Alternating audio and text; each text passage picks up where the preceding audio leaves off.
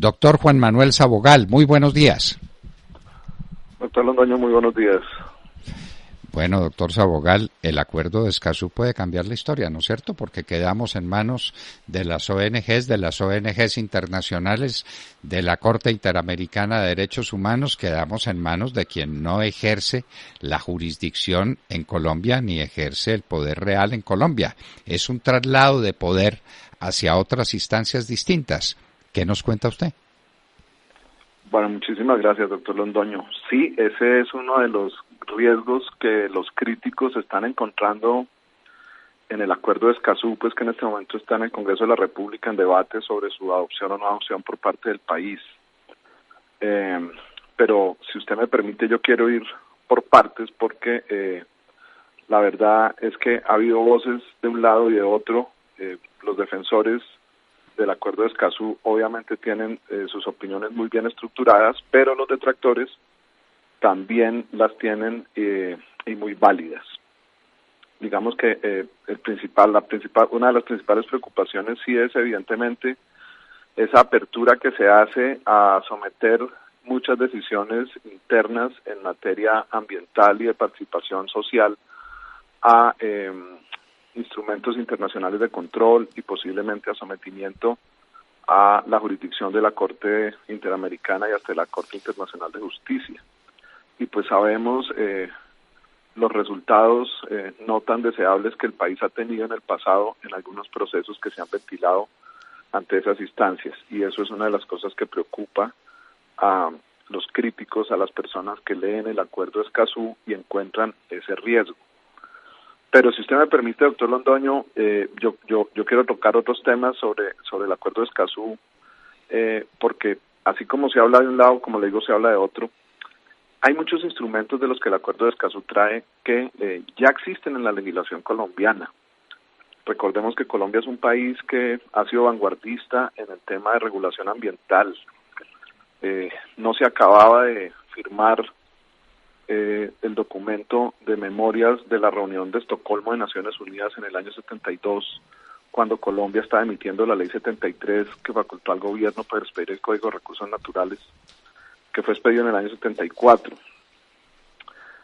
No se había todavía redactado la última carta de convocatoria para la cumbre de Río de Janeiro en el 92, cuando Colombia en plena Asamblea Nacional Constituyente y por solicitud del presidente o el expresidente Misael Pastrana, que era el presidente de la República en el año 73, introdujo en la Carta Política muchos de los documentos que se habían preparado para Río en el 92, lo cual llevó a que en nuestra Constitución del 91 quedaran consagrados figuras que hoy en día vemos nuevamente en Escazú, pero que ya están en nuestra regulación colombiana, como el derecho de participación ciudadana, que es uno de los principios desde la Constitución política que orientan toda la legislación, tanto en materia ambiental como en otras materias que pueden incidir en el uso de los recursos naturales y del territorio del país. Entonces, Colombia no es nueva en cuanto al análisis de este tipo de reglamentaciones. ¿Qué es lo que busca Escazú si lo queremos resumir en muy pocas palabras? Garantizar el acceso a la información, garantizar el acceso a la participación ciudadana y garantizar el acceso a la justicia. El acceso a la información, en mi humilde criterio, en Colombia está suficientemente garantizado en este momento. Cualquier persona sabe que a través de un derecho de petición puede pedir la información de los documentos que reposan en los archivos de cualquier entidad.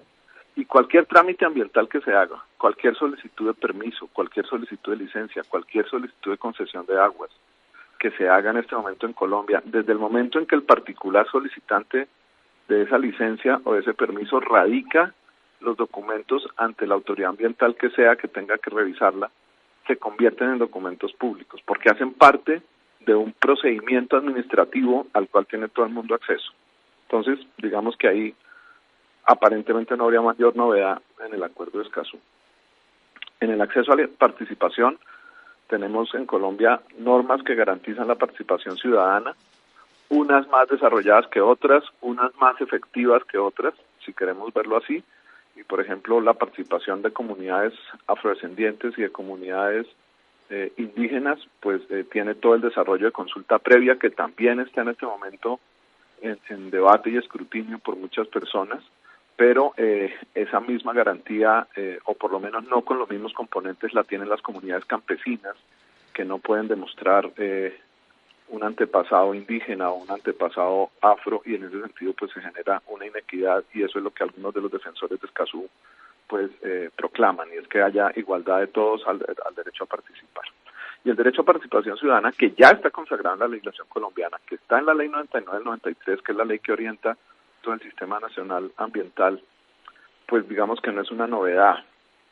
Lo que preocupa en el lenguaje del Acuerdo de Escazú es que deja temas abiertos, deja temas sin definir.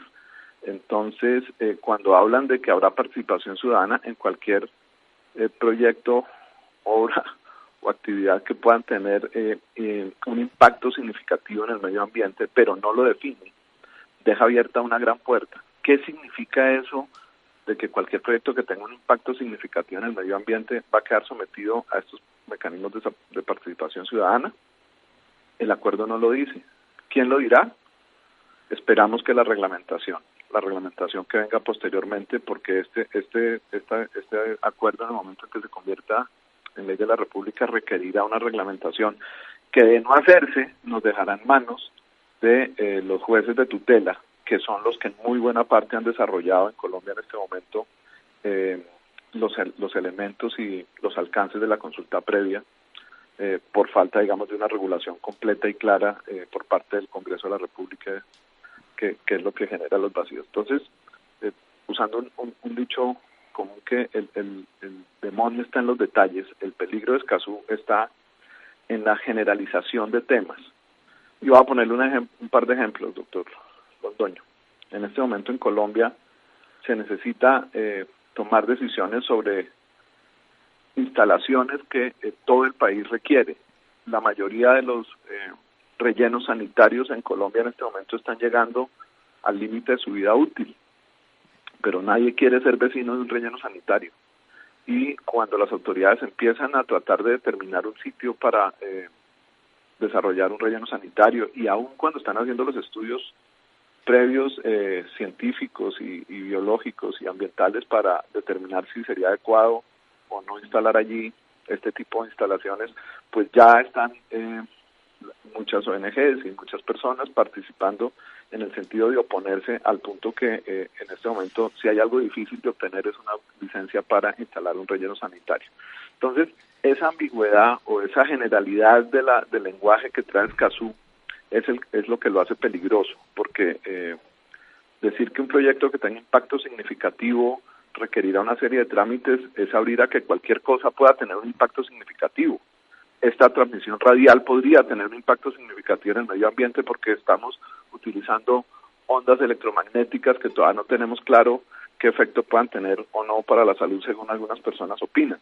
Entonces, ese es uno de los riesgos. Y volviendo al punto que usted mencionaba al comienzo, sobre el riesgo de someternos a organismos internacionales, sí, el acuerdo también deja abierto ese tema, en la medida en que en el artículo 7, donde regula el tema de la participación, abre la participación a opinadores internacionales, abre la participación a ONGs internacionales, y abre la participación de los colombianos acogiéndose a normas, tratados y figuras internacionales, lo cual a su vez dará la posibilidad de que las decisiones que se tomen al respecto ciertamente se controviertan ante esos estrados judiciales internacionales.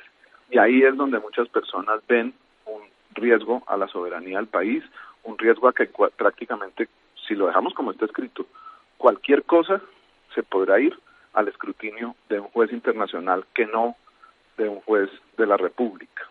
Y eso pues es una de las cosas que las personas que están analizando el tema pues ven riesgoso. Y yo personalmente me cuento entre estos últimos. A mí personalmente el acuerdo de Escazú en su intención me parece bueno, en las proclamas, digamos, que hace el derecho de participación, me parece bien intencionadas, pero en el pasado hemos tenido experiencias en Colombia de proyectos normativos que se ven bien en cuanto a la intención, pero que en el momento de su regulación pues no resultan tan benéficos como parecían en el texto.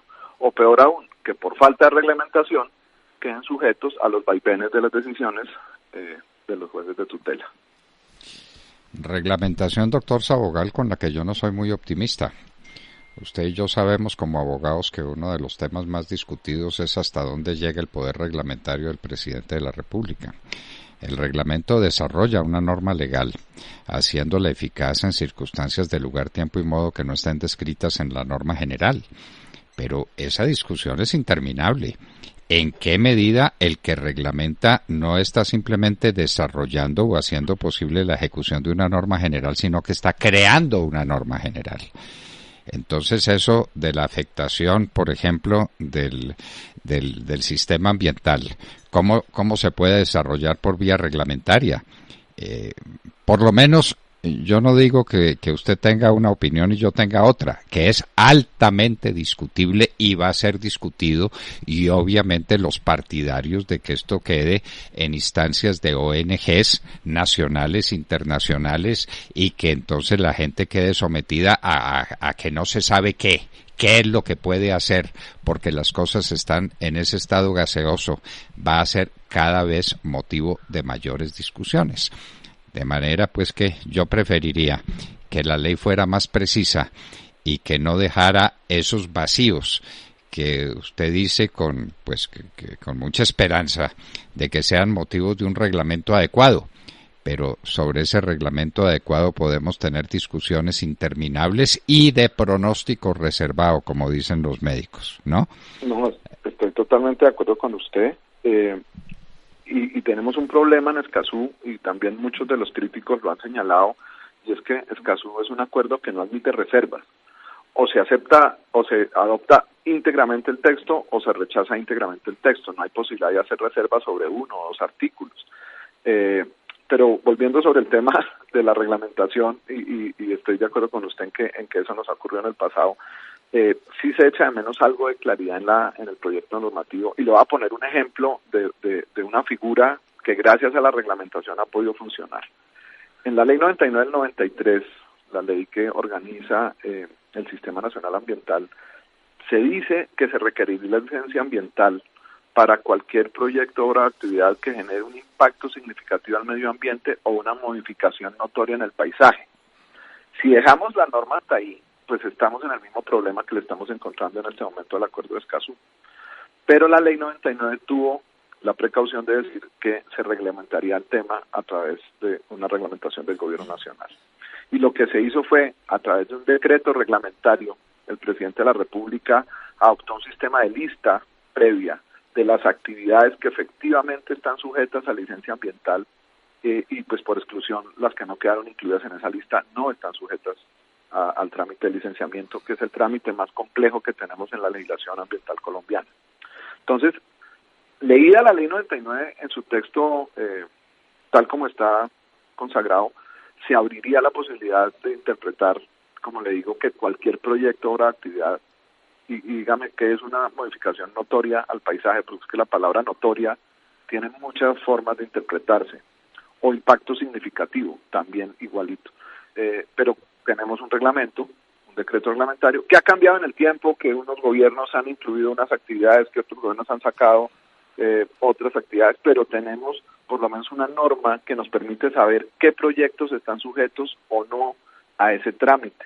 Y ahí va el segundo punto mío sobre la forma como está redactado Escazú, y es la duda sobre la seguridad jurídica o inseguridad jurídica que genera. Porque en este momento sabemos más o menos a qué atenernos en cuanto a qué trámites tenemos que adelantar para determinados proyectos.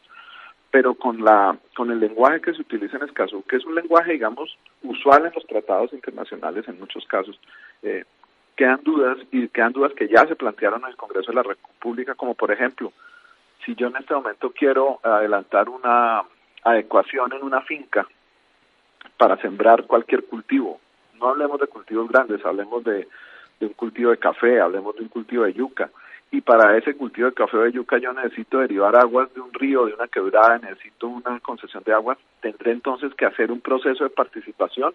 ¿Podrán todos los vecinos participar? En este momento hay unos mecanismos establecidos en la legislación colombiana que permiten la participación de las personas.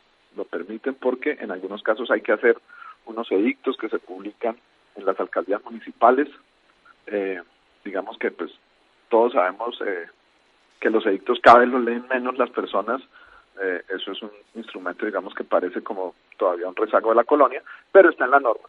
Y las personas que se sientan con derecho pueden participar en el trámite de esos instrumentos. Pero con esto queda abierto a la interpretación. Entonces, cualquier proyecto estaría sujeto a ese escrutinio.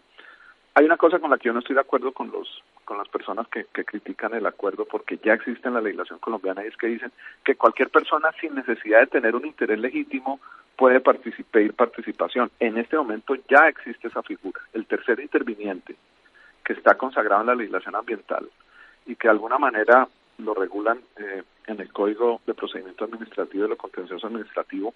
En este momento en Colombia no necesita acreditar ningún interés porque está actuando presuntamente en aplicación o en defensa del interés colectivo al medio ambiente sano. Entonces, ese último pedacito de la crítica, pues sí, francamente les digo, si no lo han visto, ya lo tenemos en Colombia, ya está.